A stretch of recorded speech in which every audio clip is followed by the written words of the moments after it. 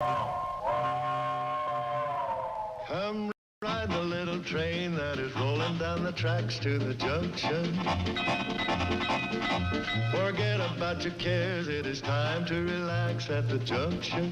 Lots of curves, you bet, and even more when you get to the junction.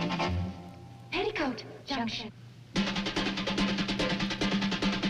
There's a little hotel called the Shady Rest at the junction. Petticoat Junction. It is run by Kate. Come and be her guest at the junction. Petticoat Junction. And that's Uncle Joe. He's a moving kind of slow at the junction. Petticoat Junction.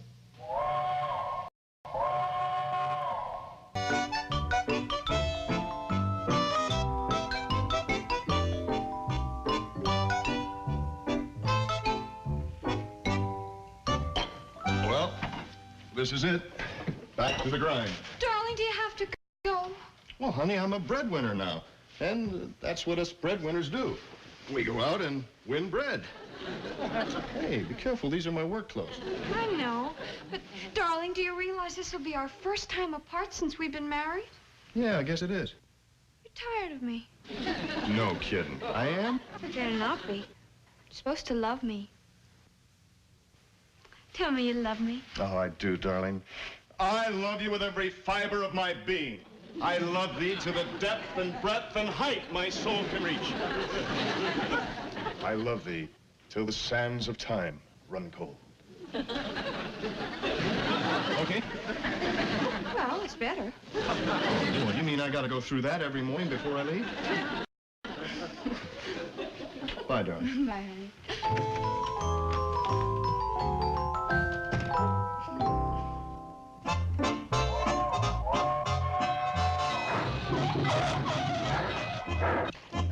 Oh, Mom, he's so wonderful. Don't you think so? Well, yes, dear. Ours has just got to be the most ideal marriage there ever was. Don't you think so? Well, yes, dear. Oh, I just know it is. It would be impossible for two people to be any happier. Don't you think so? Well, yes, dear. Oh, we're so compatible. We were just made for each other. We'll never, never quarrel. And we'll always be happy and very much in love. Don't you think so? But yes, dear. Sweetheart, you want to help me? Of course. Good. Let me have the towel. Good girl. Put that down. And we'll sit you right over here. Mama, I just can't sit here and do nothing. Try. Hi, Betty Jo. Hi, Mom. Hi, Bud. Betty Jo, how can you sit here and not help Mom? Don't forget it. Betty Jo's the guest now, Betty Jo. Oh, that's right. What are you doing here? What's he done? Joe. Well, Mom, you've got to expect something sooner or later. The honeymoon's over, you know. It is not. Our honeymoon will never be over. Not in our hearts. Sure. Wait till he tries to dominate you. Why should he do that? Figures show that in 38% of the cases, either one partner or the other tends to establish domination within the first 4 weeks. Thank you, Dr. Joyce Brothers. Are you sure of that? 38% in 4 weeks? Well, it's either that or 4% in 38 weeks. That's pinpointing it. Well, 4% or 38% won't mean a thing to us. Our marriage is going to be different. But that's just it. No marriage is different. They all make up the whole, part of the computerized differential. The who? What in the world's that? I don't know, but it must be important. It was underlined in my psychology book. That's bigger than capital letters. Honey, exactly what point are you trying to make? Simply that the boss image, as they call it, is established during the first 4 weeks of marriage. During this period, the dominating factor emerges. You mean either the husband is boss or the wife is boss all in 4 weeks? Don't laugh. That's science. I'm not laughing. Well, I don't think it'll make any difference in our marriage. I don't think so either, honey. But it does. What if Steve becomes boss and Betty Jo is an individual who resents authority? I've never resented authority, have I, Mom? Yeah. Well, you used to get a little upset when I take away your blocks. Uh-oh. Oh, come on. Mom, that isn't something I have to worry about, is it? Of course it isn't. I don't think Steve will try to take your blocks away. Now, let's change the subject, huh? And let Steve and Betty Jo run their own lives. Bobby Joe! Boy, she sounds excited. I'm coming!